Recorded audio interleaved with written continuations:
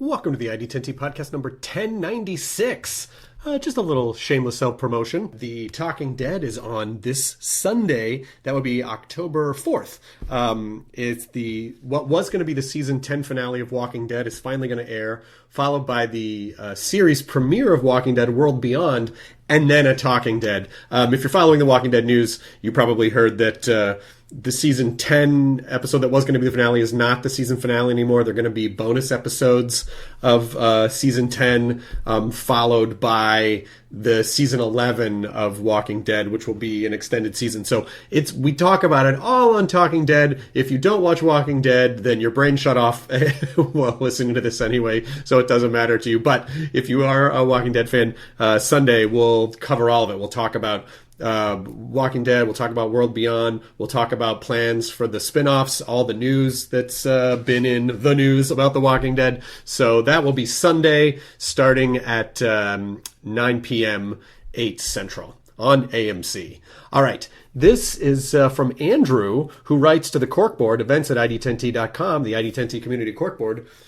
Andrew says, I've always had a story in my head and wanted to put pen to paper, but always found some excuse not to do it. But I finally took your advice a few years ago and decided to make a thing. The result, Teddy the Time Traveler and the Statue of Liberty. That's a great title. That is a fantastic title, Andrew. And I feel like it gives you a sense of what it's about, but I will read on. The book is aimed at elementary-age children and mixes the world of time travel with historical fiction. The first book travels back to 1860s Paris and New York. Teddy's life is in shambles after the mysterious disappearance of his father a year ago. His mother is working constantly and his best friend has also disappeared. On top of it all, a bully won't leave him alone at school. The fourth grade is terrible! The book is available in paperback and ebook on Amazon and in select bookstores. And Andrew, thank you so much for writing in. Events at ID10T.com. Will you be the next Andrew who makes a thing and then shares it on the community corkboard? I don't know. I can't answer that. This episode is Jane Seymour, who is in a film in theaters now called The War with Grandpa. It's an amazing cast. It's her and Robert De Niro and Christopher Walken and Cheech Marin and Rob Riggle and Uma Thurman. So that is in theaters now. And this podcast, what an amazing conversation I got to have with her. She is just such an amazing human being, does so many different things, you know, is an actor, a producer, a painter, a dancer, does a lot of amazing charity work. And this really was such an inspirational conversation. You know, Jane, as you'll soon discover, is really just a person who just gets things done, you know, lives in the moment, follows the things that she's passionate about, focuses on contribution, and just knows how to turn obstacles into opportunities. So I really honestly am so appreciative that I got to spend an hour talking with her. I learned a lot. I listened back and I made notes. So thank you a million times to Jane Seymour for being such a wonderful guest on this episode of the ID10T podcast, which is number 1096 with Jane Seymour. Initiating ID10T protocol.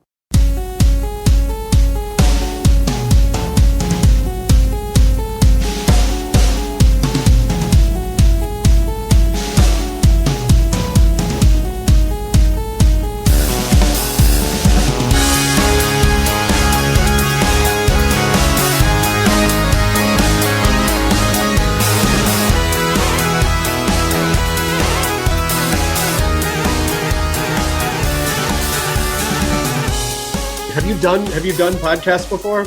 Yes. Good. I think I have. Obviously not yours, but of course. Yeah. Now, I have actually, various friends of mine decided to become podcasters, so I've been podcasting with them. I think it's very cool. My son introduced me to podcasts when we went on a road trip. It's a cool thing. Very cool. It is. Well, and also I feel like a lot more people are doing podcasts now because in a relative state of quarantine, people are like, well, I don't know what to do. All right, well, I guess I'll just make a podcast. Yeah, there you go. Where are you right now? Are you in the UK? I'm in Malibu. Oh, okay. And, if I turn this around, you can see what I'm looking at. Oh, that's gorgeous. Oh, so, my gosh. Yeah, so it's not bad. It's not bad at all, yeah. Did you feel the earthquake last night in Malibu? Do you know what? Just the tiniest thing. It was just, I have one of those beds that, goes up and down that seems like a good idea and vibrates if you want it to. But I've never used it, and I don't even know where the clicker is. And I thought, I wonder if somebody accidentally trod on the clicker, but there's no one in my room. So, and then I thought, what if it's an earthquake? What are we going to do? And then I thought, maybe we'll just put the covers over our heads and hope it's best. So, and of course, it was an earthquake. No, we didn't feel it. Not in Malibu. I think it went all the way up to Santa Monica, but not here. Yeah, that's it. It was like 11:45 at night or something, and my wife and I both jumped out of bed, and I've lived in LA for 30 years, and I still don't exactly know what to do. I'm like, do we stand under the door jamb? I don't know what we're supposed to. I guess we just door jamb or a large table, but nowhere near a tree. I know that. No, don't go. You're not supposed to run outside apparently because things can fall on you. Yeah, I know. It was definitely, it reminded me that I've got to pay some attention to that. Whereabouts do you guys live? We're kind of in the like near Griffith Park. Oh, so, you were near where it happened, right? Oh yeah. In the right direction.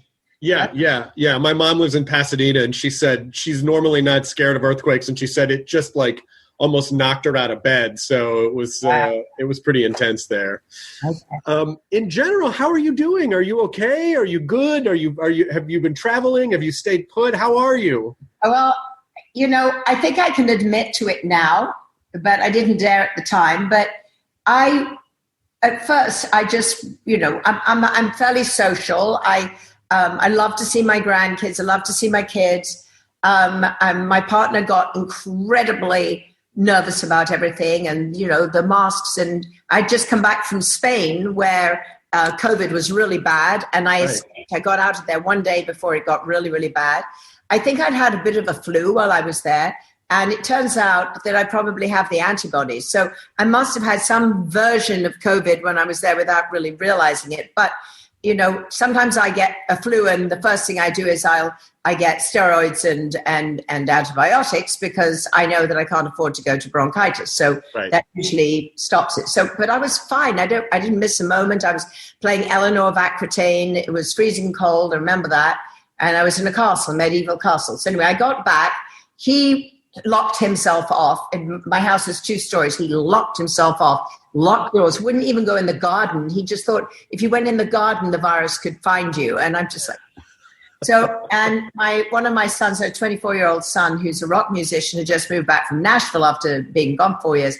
He's making music here, and he built himself a studio. And so it was the 2 of us, and then my boyfriend downstairs. And then we looked at one another one day, and friends of ours said, why don't you come to Wyoming?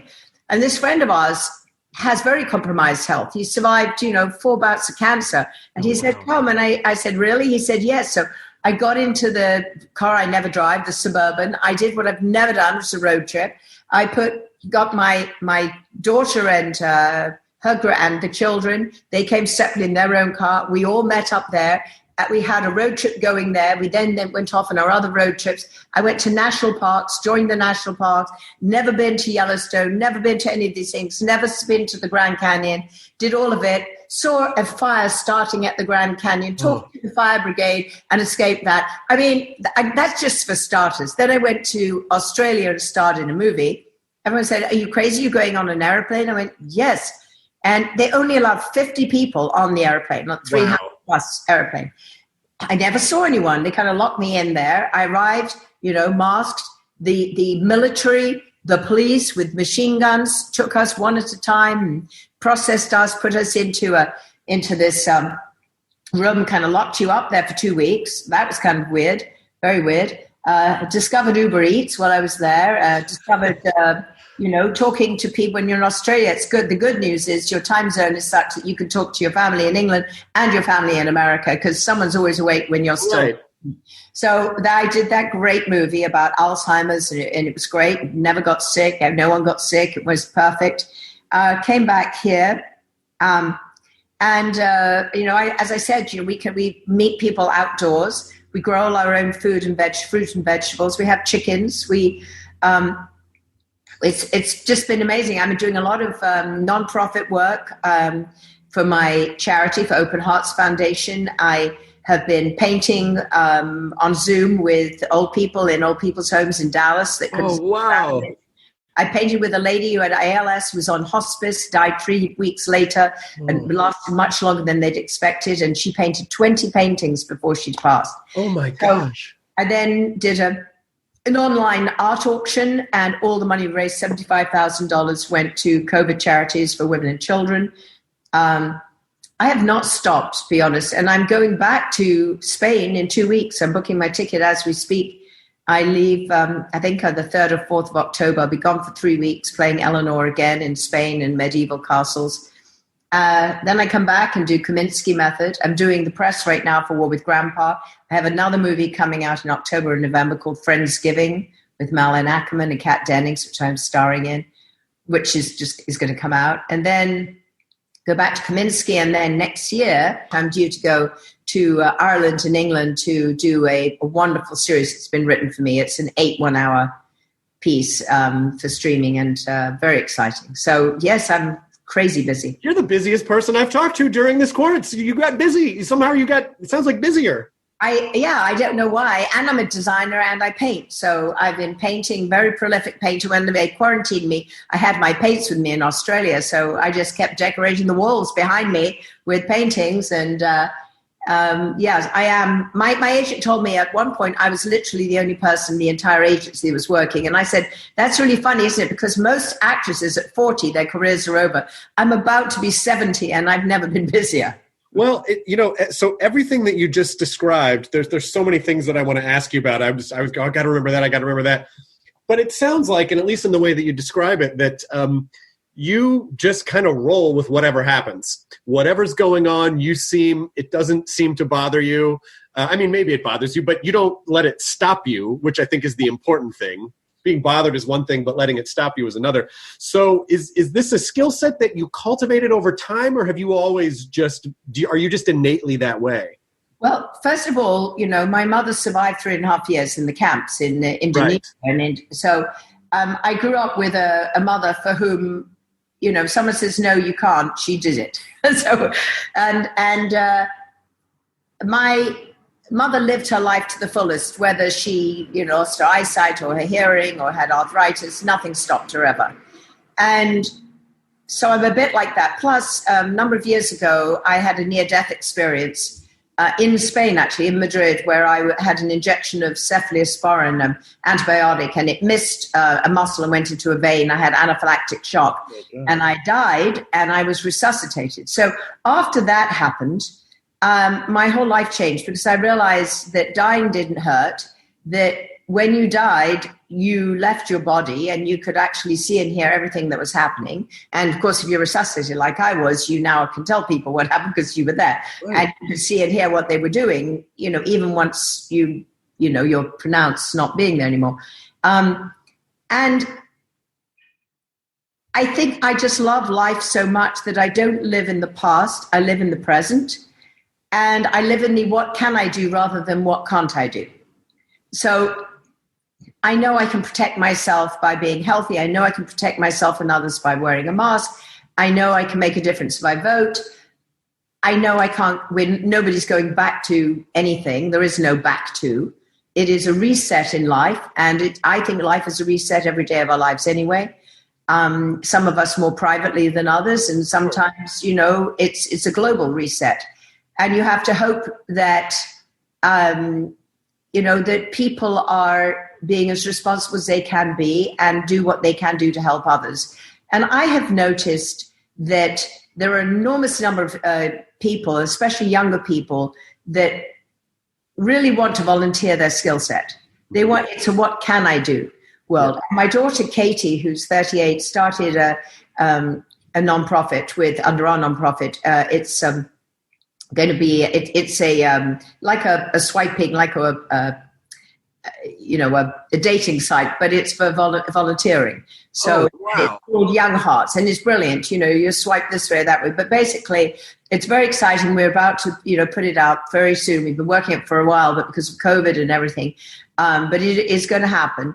And the idea is that you put in your skill set and, your location and what you care about. And then the organization put what they're looking for, what they do, and that everyone's vetted. So, you then decide if you want to connect with them or not. So rather than, sitting back and saying there's nothing I can do, maybe you're a paralegal or a lawyer, and, there's some people dealing with immigration issues that can't afford a lawyer and don't know how to read a form. Or maybe, you speak a couple of languages and you can translate for somebody, or you know how to cook, or you know how to help kids learn how to work, to study on Zoom, whatever it is. People can volunteer and make a difference. And it makes me very excited because I'm always looking at what is the now and what is the future. I think what we've learned is that we actually need one another. And we need to communicate, whether it's listening to podcasts or creating podcasts or talking on the phone or Zooming or, talking to grandchildren, and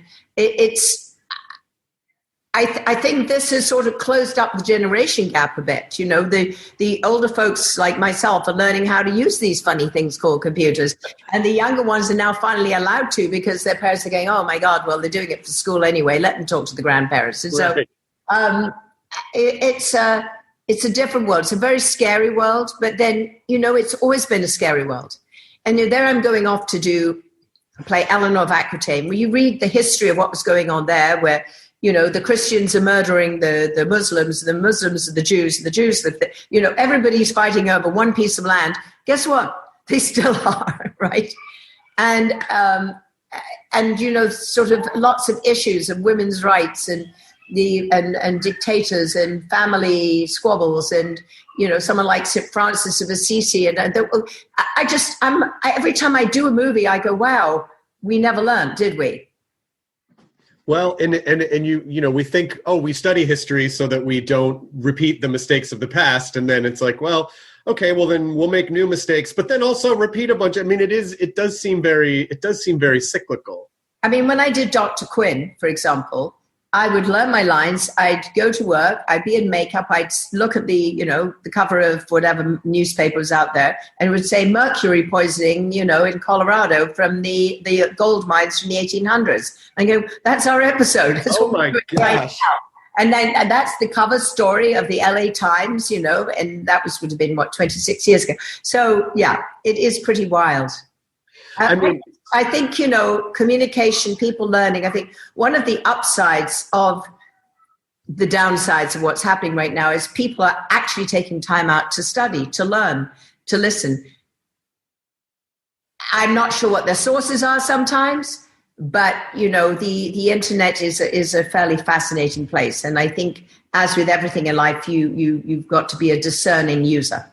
Yes, but also, another thing that you said that I think is so important is this app that your daughter's developing, and you're talking about people getting out and getting connected and being and giving back. And I think, that sense of contribution is vital, not only from a societal standpoint, but I think the mentally healthiest people tend to contribute more. And I can't help but think that it's because they're just not focused on themselves as much. Exactly. And, that was my mother's whole adage. She said, darling, if things are really tough, she said, accept it's the hardest thing to do. Open your heart and reach out to help someone else. Then you'll have purpose. When you have purpose in life, she said, your problems eventually sort themselves out. But when you're able to help someone else, trust me, there is always someone worse off than you. You don't have to look very far. Wow, that's incredible. That's really incredible. My mom has said the same thing to me, and I think, I feel like we are lucky to have that in our lives, because that something like that is just so influential. And I'm sure because everything that you said you're doing, half of it was work and half of it was volunteering, it sounds like, in the past. Absolutely. And I mean, the movie I did in Australia was all about Alzheimer's and about, a woman who doesn't know she has Alzheimer's, inadvertently burns down her house, doesn't realize that her husband is dead. And when she gets forced to go and live with her own daughter, she doesn't really know what's going on, and all kinds of crazy stuff happens. But by the end of the piece, she makes a choice as to what happens in her life. And she completely, radically, and beautifully changes the life of every member of her family. So all their issues, everything, inadvertently, she has helped them all. So it's an uplifting story, if there can be one, about dementia and Alzheimer's. And you know, one of the reasons I did it is the man who was making it is giving half the profits to Foundation for Alzheimer's and dementia. That's really wonderful. But I also am, I'm also curious when you say, because I'm not saying it's easy to do all the time, but living in the present really does seem to be the key, sort of, mindfulness and not living the past or the future. But it's the idea of what do you do when the present is terrifying? Like when you live in the present, you go, shit, the present is a scary place. It's true, but you see, I can't control the next 10 seconds. Right. I couldn't control the earthquake that you felt last night. Right. There was nothing I could have done to make a difference to that. What I can do is now say to myself, oh, well, maybe I need to prepare myself and think about what I would do if that happens again. I remember after 9/11, I just watching the ticker tape and just watching these terrible images and just going, oh my gosh, the world's coming to an end. Well, the world didn't come to an end. It was devastating. It changed the world forever. Absolutely. And then I was asked to go off and make a movie, and no one wanted to make a movie straight after 9/11. No one wanted to get an airplane. I was one of 3 people in an airplane after that happened, because I spoke to my mom and I said, what do I do? Do I stay home? And she said, no, darling. She said, you can't live in fear. You just never know. And she told me a story about a friend of hers who lived in fear. She had never driven in a car. She had never done anything dangerous ever in her life. She'd never flown an airplane or gone on a boat or, done a sport or anything like that. And she was 50 years old. She'd get out of her house. She'd be very, very safe. She'd go to the bus stop. She'd get on the same bus.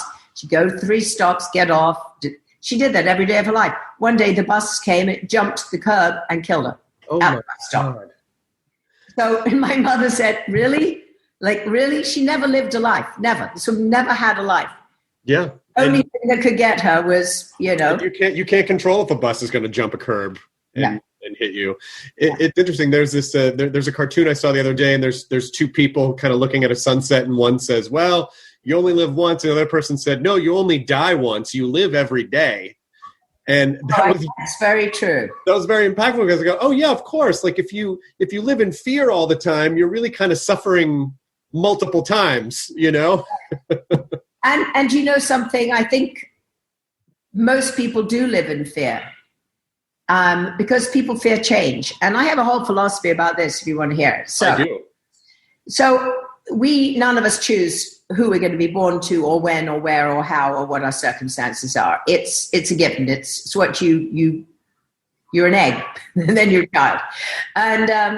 And I think of it like being in a body of water, whether it's an ocean and a wave. You're in a big body of water, you're one of many, and suddenly there's that woohoo moment where, the wave crests, you win the prize, you first kiss, you fall in love, you make the team, whatever it is. It's like, and then it comes down. Well, for most people, when it comes down, they quit and they just go, oh, that's it. No, that's too painful. I'm never doing that again. I'm not meant to do that, whatever it is. But if you think about a wave, it doesn't go straight down and stay there. It curves. It comes down with some velocity. It scrapes the bottom. So yes, it hurts. And then it comes straight, it continues moving. It doesn't stop anywhere. It keeps going up. It now has the experience of the highs, the letting go, the survival of the scrape. And if your heart and your mind are open, it will meet new water and create a new wave. And that's how I see life. So it's really about how you handle change. I think that is the secret to living a full life. How do you deal with change? How do you embrace it, and how do you know what you can do to make a difference and what you can't? Wow, that's such an incredible metaphor, and it because it does at its core what it's teaching you is like it's never over until it's over, and so just because something crashes down, you're right, doesn't mean that right around the corner is another wave that's going to pick you up. But I think as we get older, you can go one of 2 ways. You get hurt a lot, and then you go, well, I don't ever want to get hurt again. Or you go, well, I've been hurt, so I'm not scared of that anymore, and I'm just going to keep learning and keep growing. But it is a lot of effort, and I feel like it is, to try to escape discomfort is sort of the core of our culture, I think. And so I do think it fights a basic survival instinct that we have, maybe, so it's just. And you hear about so many people who have back pain or this pain or that pain. I think if you can find a way to acknowledge and just say, yes, I'm hearing you, pain. I feel you, I hear you. You do whatever you can do to not exacerbate it, and then find something other than thinking about your pain to focus on for, whether it's meditation or it's whatever it is, some sort of a distraction, or, finding a different way of doing something. You can really heal yourself in many ways. I think it's people that hang on to past hurt, past illness, past resentments, past trauma. It's past. Yeah. It happened. And that doesn't mean it doesn't hurt and it isn't going to affect your life. But, you can recognize it and bit by bit find a way to let go of it and move forward. Or you can hang on to it for dear life and say, well, this is what I know, this is who I am, this is how I identify, and you'd better feel sorry for me because I do. But I'm not that person. Well, that's good, because it's I'm like, next. That's really good, because you can get it's so easy to get caught in these sort of cul-de-sacs of the past, and then it's like if you're looking in the back, you can't look forward, and you won't see new opportunities, and then at a certain point, it's like you're trapping yourself there for some reason. Do you want to be there? Do you want to hurt, or are you ready to move on? And I think sometimes it does take that simple acknowledgement of like, I'm done. I am ready to move on now. Yeah. And I think actually that was interesting, as in this movie, the War with Grandpa movie, because if you think about it, something we can all identify with. You love someone for a very long time and you lose them. Your life is, what is your life? Your life is about being connected to someone else, and you've lost that connection. Now what? And I think loneliness and depression are the hardest things in the world. Yeah. But you can be very lonely in a very big family house if you choose to be. Right. You can be lonely in a huge world with millions of people if you choose to be. Or you can connect, and you don't need to connect with that many. Just, one's fine. Could be a dog or a cat too. I'm so curious if you're willing to talk about it, and if you're not, I completely understand. But the near-death experience that you had, you really did have that sense. You said, you can see yourself and you're sort of floating away. Was there something that pulled you back, or did it just happen? No, I saw, after the injection thing, I could feel my throat close, my heart beating too fast. It was like a loud noise in my chest, going, ba-dum, ba-dum, ba-dum, ba-dum, ba-dum, ba-dum, ba-dum, and then suddenly silence, complete, absolute peace, complete peace like I've never experienced other than when I tried to do meditation, but even beyond, like complete peace. And I saw this white light, and I just thought, oh, that's, peeling. And then I looked down, and it was as if I was the corner of a room, and I looked down and I saw this body that looked like me, and I've seen myself in movies, so I know what I look like. And there I am, and there's this man screaming and yelling in Spanish, emergency, ambulancia, emergency, and now I'm my naked backside and the two huge syringes, and he's screaming yelling on the phone, and then it's almost like you're floating around the room, and I could see there was a syringe with blood in it. Oh. And then I remember looking back up at the white light, and I'm not of any specific spiritual belief system, mm-hmm. No, I'm very kind of open-minded about a lot of that, but I do feel connected to the spirit of whatever there is in terms of mankind. I do feel that, and I remember just saying, well, if I can, I want to get back in that body, because I have kids that I want to raise, and I will not waste my time. I want to make a difference. And so when I eventually got back in my body, obviously cortisone and adrenaline is what got me back. My body was shaking, and they were just, the producers there saying, "Oh, she's being hysterical. She's afraid of the role. She doesn't want to play this part." Well, I actually ended up winning the Emmy as Best Actress for it. So he was kind of wrong about that. No, I was not faking. They, insurance doctor came the next day and all the way from England said, "I knew you've never missed a day's work in your entire life," and looked at my hip and said, you had anaphylactic shock and you'll live now, but you were nearly not here. And after the first day or two where I was afraid to close my eyes because I thought if I closed my eyes, I'd leave my body. Of course. And bless her, my sister, my middle sister who worked for the airlines, on the ground, she just quit her job and came to Madrid and lay in bed next to me and held me and just was there with me for a week. And then I realized that you only take two things with you when you die, and that is the love you've shared in your life and the difference you've made. That's all you take. Oh my God. Anything else. And it was like an incredible awakening. It was like, okay, so that's all it is. It's about loving and being loved, whether it's for a minute or a lifetime, whether it's a partner or a child or a friend or a dog or whatever it is. Yeah. And it's about the difference you've made. Did you impact anyone's life at any time, or did you make a difference somehow? Did you use your time to do something that you uniquely could do during the time that you had? That's it. So that's it. That was my motivation. That's why I started my nonprofit Open Hearts Foundation. Christopher Reeve had a terrible accident. We used to have long conversations about, how terrible it was. But at the same time, one point he felt it wasn't worth living anymore. And then he realized that actually he was motivated to change things for people like him. And he did. And she said, the funny thing is, when I die, people won't remember me as an actor or even Superman. They'll remember me for, what I did. Anyway. I mean, that's a really incredible story about Christopher Reeve, and do you feel like he was able to, I don't even know what the right word is. I'll tell you what I learned from him.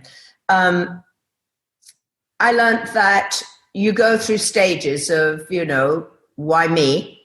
And is this the quality of life that I want? And then in his case, his wife basically said, whatever's your choice, but as far as I'm concerned, you are still you. So he wrote this beautiful book called Still Me.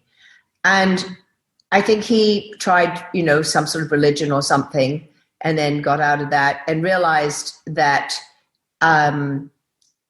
that he had left a lot of people in the rehab whose families and insurance companies had all abandoned them, and they were just sitting there looking at a wall, just wishing they weren't there anymore. And at that time, there was no cure or even research for spinal regeneration.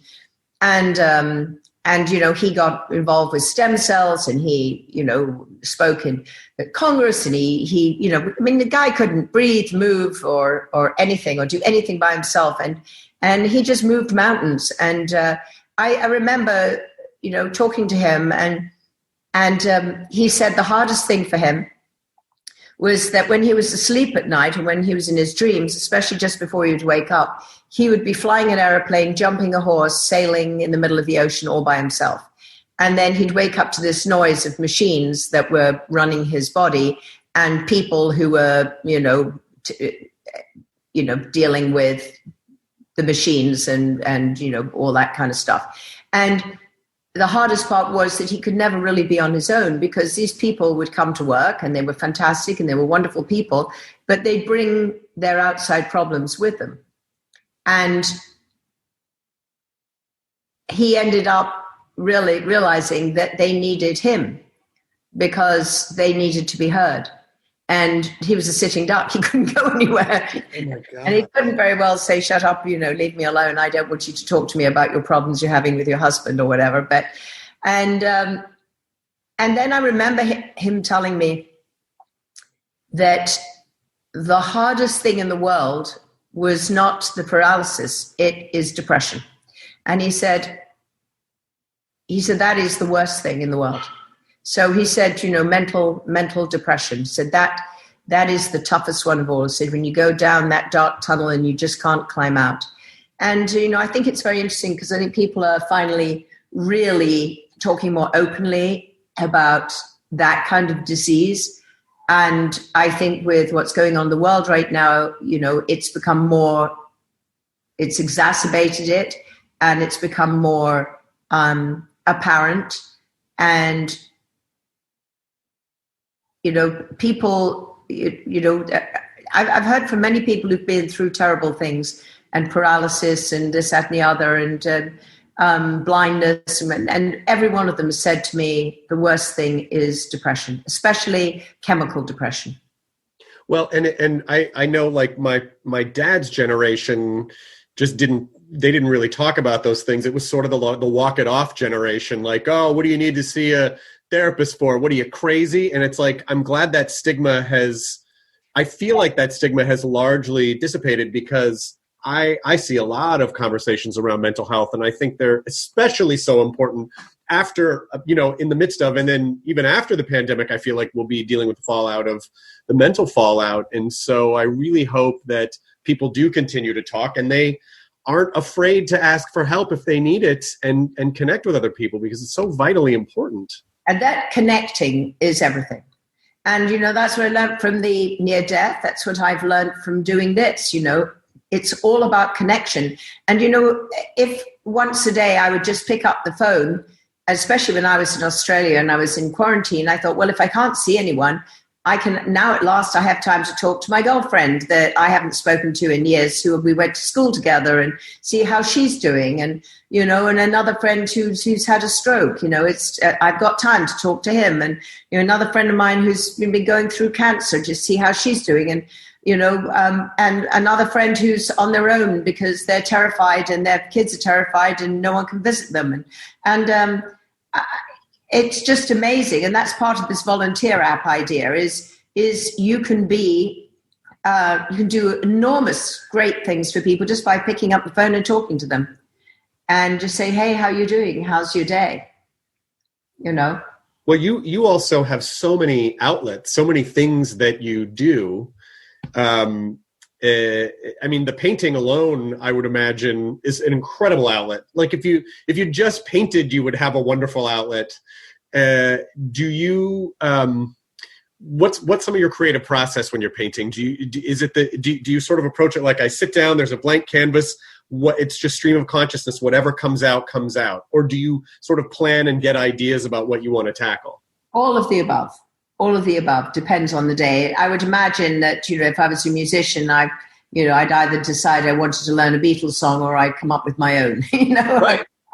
Or I just, come up with a riff and just go, I'm really enjoying this, or I want to try something else. But no, I like to experiment. But I do everything from drawing with small children to drawing with people who tell me they can't paint or draw, and turning them onto it. And that's one of my most favorite things to do, is to talk to people and do I call it the squiggle game, where you get a pen, a Sharpie, and you close your eyes and you have your piece of paper in front of you, and you put your pen down and you just move it around wherever you feel like, according to your mood, or wherever that hand takes you with the pen. And then when you're finished, you take it off, and now you look at it, turn it around any direction you like. And now you get to color it in, decorate it, alter it. That's just the basis of something, because I think most people are afraid of a blank page.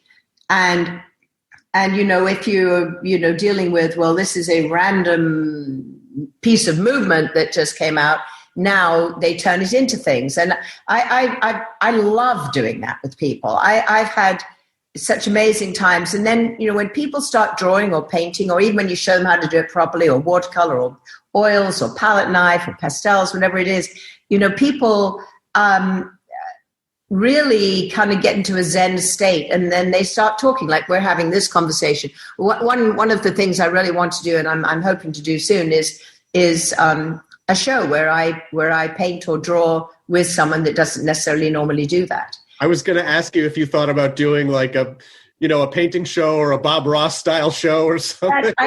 But Bob Ross is showing you exactly how to do it with Happy Tuesday. I mean, actually, I am on the Bob Ross introduction, believe it or not. Somehow he got me to do that a long time ago. But no, a whole different thing. I think more like what you're doing, talking and creating at the same time. And getting people to unlock their own voice, their own creative. Yeah. So I've already pitched the idea. I have a company that wants to do it. So, that might happen. And that all came out of the pandemic. That all came out of finding myself painting with seniors and people with disabilities. So, that's where it came from.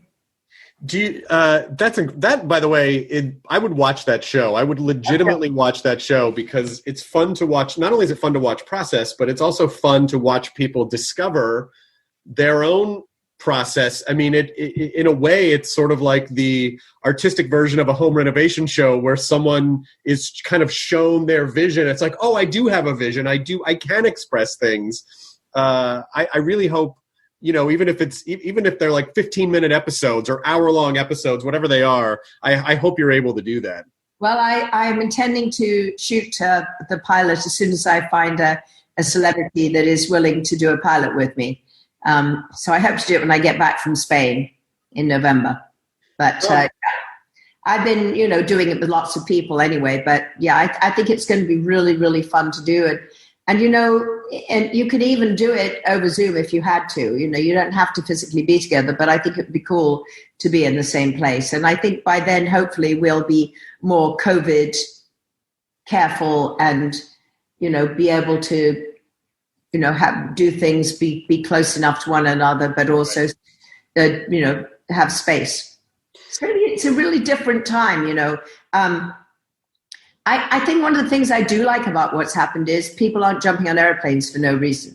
So that's got to help the planet, number one. And, all these business people that kept going somewhere, staying in a hotel, taking changing airplanes just to do what? To have a business meeting that they could have easily on Zoom. Yeah, yeah, exactly. Well, and also, it's these types of situations where life kind of steps in to reset your priorities. And in your case, it was a near-death experience. And, we talked a little bit about Christopher Reeve and in this case, a pandemic. Yeah, because when you're young, you just, I don't know. When you were young, I would imagine you probably thought, oh, acting is the ultimate thing. And you have this near-death experience. You go, I mean, at that point, did you go, oh, maybe acting doesn't mean everything anymore. Maybe I can do it because I like to, not because it defines me or it's something that I have to do.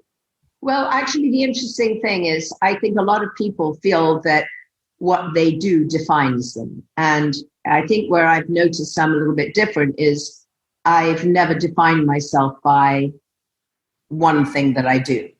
So if I have to define myself, I would say I define myself by having the energy and to dare to be creative. I mean, the thing that makes me happy at the end of the day is if I feel I've either made a difference or managed to create something or, shown someone else how to do it.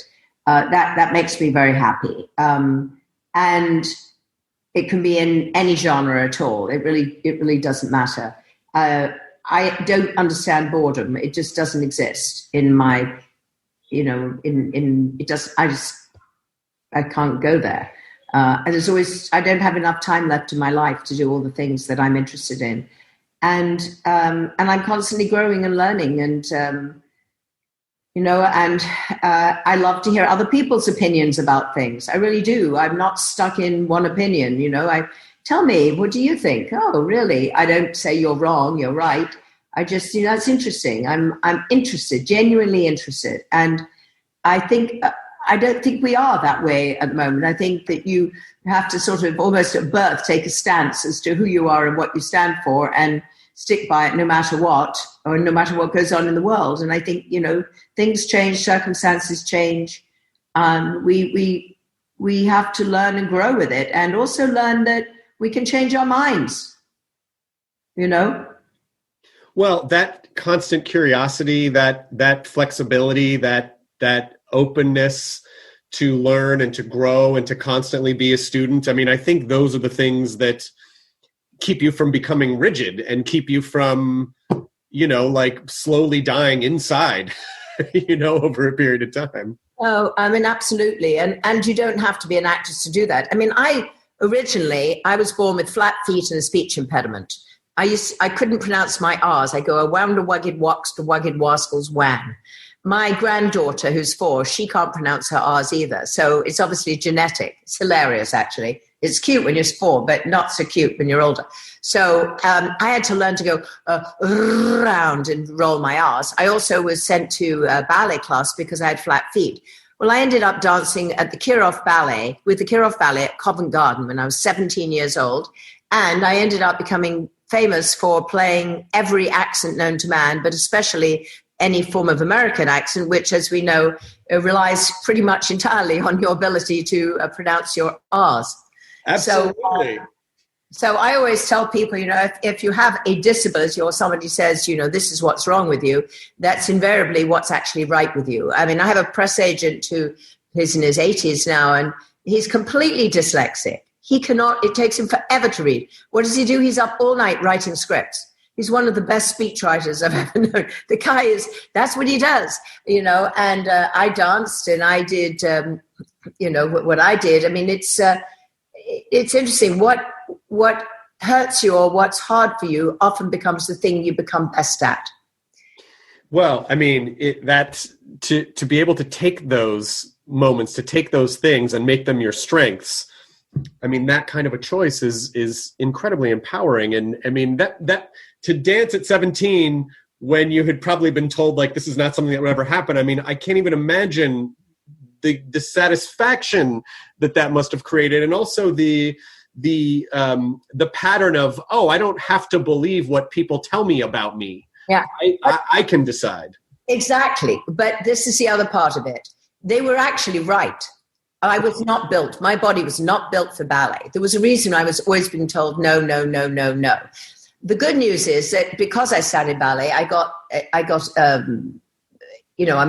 very focused. I'm very physical. If I have to learn how to hit a golf ball or ride a horse or, jump in a dodgeball, whatever it is, I understand the physicality because of ballet, classical ballet. There's nothing more physical.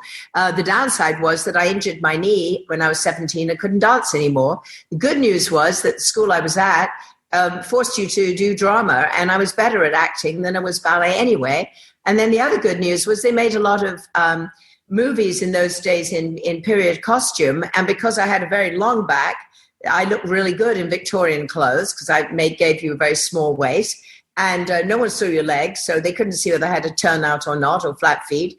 And I was perfectly capable of dancing minuets, waltzes, whatever I was asked to do. So for me, it went full circle, That was the wave coming back around. Coming back around. I mean, I went through a terrible divorce when I was 40, and my ex-husband had lost all our money, left me $9 million in the red with lawsuits from every major bank, including the FDIC. It was in the housing crisis thing. He'd invested all our money and hadn't told me and got me to sign everything, and was uniquely, ridiculously, to a degree of unfaithfulness that we won't even discuss.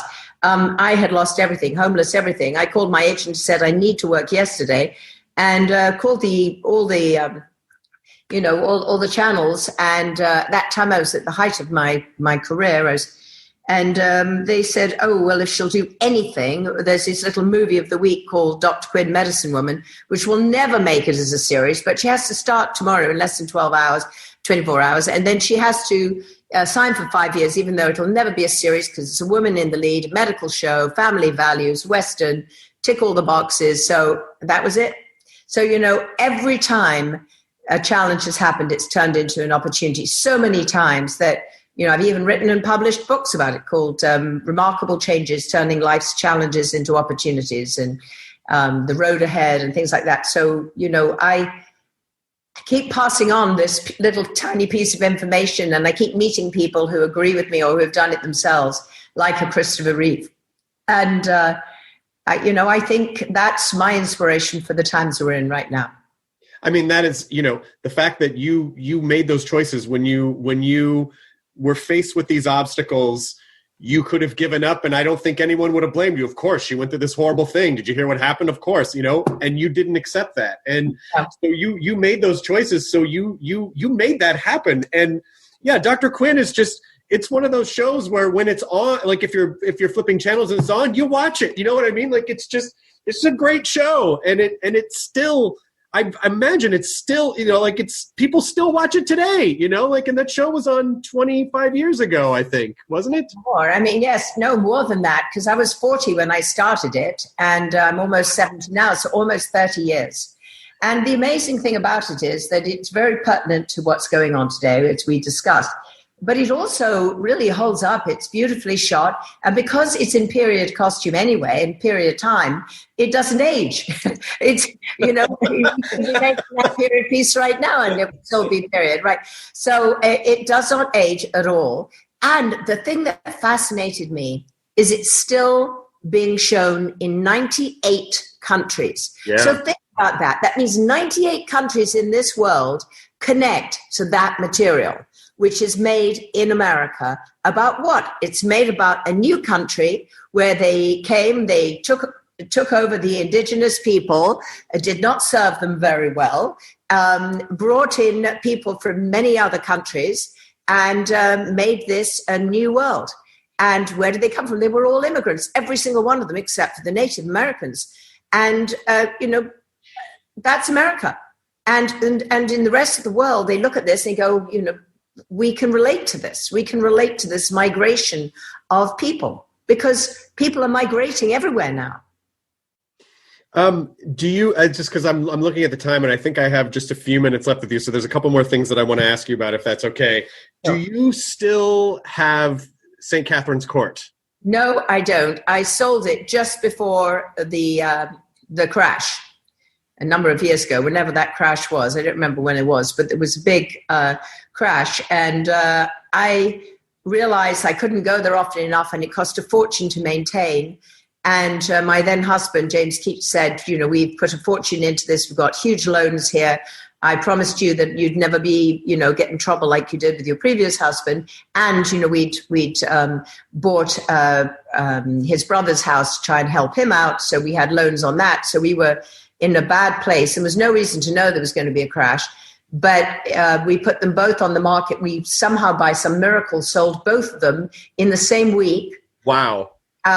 For, the right price. And then the market crashed afterwards. So it was providence. It was just as, oh my goodness. But, I cried many tears about losing that house. And I go back to England and I go back and visit it all the time. The owners there, I've never met, but part of the provision in selling the house was that I was allowed to go visit my parents' grave, which is in the front garden. Oh, and, wow. And the church on the property is public property. It's a working church. So, and the neighbors are still the same neighbors. And I'm now very proud of the fact that I spent 25 or 26 years resuscitating a house that was over 1,000 years old. It was built in 950. It is so stunning. It's one of the most stunning places I've ever seen. And I brought it back from death. I mean, it literally was dying and crumbling. I never used anybody's public money or national, it could have had all kinds of grants. I did it all personally, everything there. I did it all exactly how you had to do it, grade 1 listed, all of that. I saved the endangered newts and the endangered bats and I did everything the right way. And you know what? That house will last now for many, many hundreds more years because the person who bought it from me can afford to put even more money into it and maintain it and keep it in the style to which it should be, maintained. So I feel very good about it. I don't feel like I lost something because as I said, you don't take anything with you. You just take your memories. And so I have great memories and great pride in the time and the things that I did for that beautiful house and that beautiful valley. Well, yeah. And also, there's this idea that it's not about the it's about the having, not about the keeping. Like you had it and you saved it and you breathed life into it. And, we just kind of curate the things that we have anyway, for a brief period of time. And so, you did. You were able to pass it on. I mean, it is literally one of the most stunning places I've ever seen. It's famous because of OK Computer. Yes, I was going to ask you about that. Yeah, Radiohead recorded their most famous album at your house. At my house, I know. And S Club 7 did too. The Cure with that. No, S Club 7 with there. The Cure did 2 albums there. Oh my God. Johnny Cash was playing there. John Barry, the composer, was playing there. Robbie Williams was there and pretended it was his house for Cribs. I mean, yes, there's been very interesting things have happened in that house. Were you present when Radiohead was recording, or did you stay?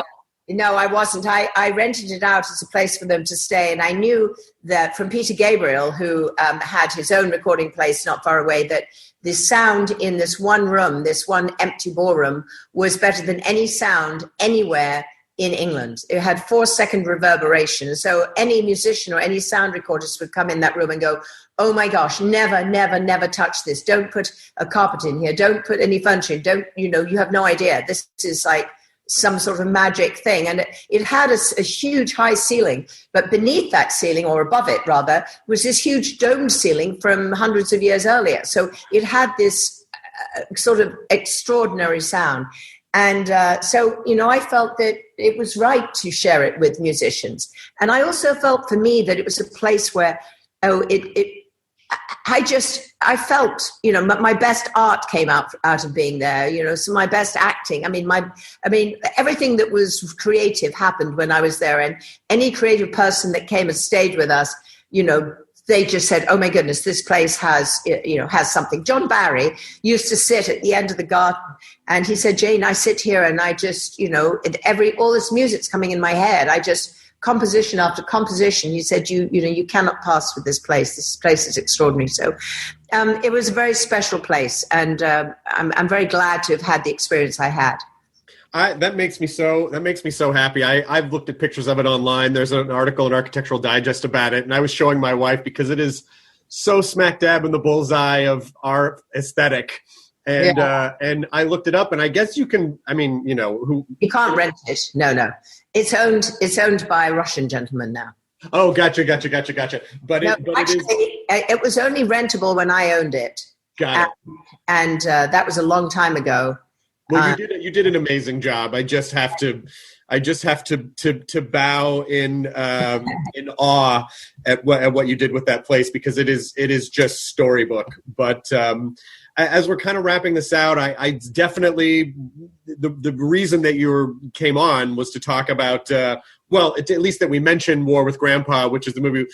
The cast is amazing, by the way. You and Robert De Niro and Uma Thurman and Christopher Walken and Cheech Marin. I mean, it's like. It's an incredible cast. It's the most incredible cast of completely different people that you would never expect to have in the same movie, except that, of course, for Chris Walken and Robert De Niro, this was they'd already worked together rather famously, and Christopher Walken and I had done Wedding Crashers together. Yes, of course. I had seen one another in Malibu and maybe playing a little golf once in a while. I didn't know Uma, but she was lovely, and it was just a delightful movie. And I think it's going to be a huge hit. Everyone's loving it, and I can't wait to show it to my grandchildren. I'm going to do that tonight. But I did it because of the cast, and then I read the movie, and it really worked, and I thought it was very funny and very cool. And but working with that kind of talent, and you're all there together, and it's almost like an ensemble. Certainly, some of the scenes we were in, everyone would be in together, was just magic. It's the sort of magic you dream of as an actor.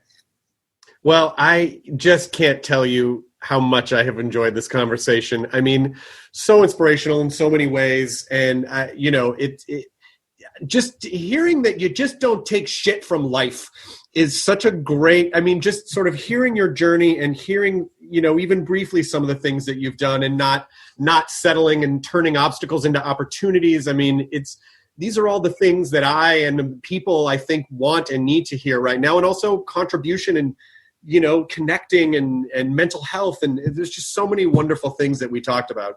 Well, I appreciate that. And have people check out openheartsfoundation.org, and they can see what we're doing with the Young Hearts app. And we hopefully this is going to be not only national but international, that we will be able to have this. This will be the go-to place for organizations and volunteers, and we will be connecting people. And of course, the interesting sidebar to this is that if you connect doing something that is for other people and it's your passion and it's something you can make a difference with, the chances of you bumping into someone similar are pretty huge. Yes. Yes. Yes. Just say that. Yes. Well, again, thank you so much. That was fun. I'm looking forward to, I hope I get a copy of this podcast or they tell me how I find it. Oh, absolutely. But until then, I say the end. ID10T scanning complete. Enjoy your burrito.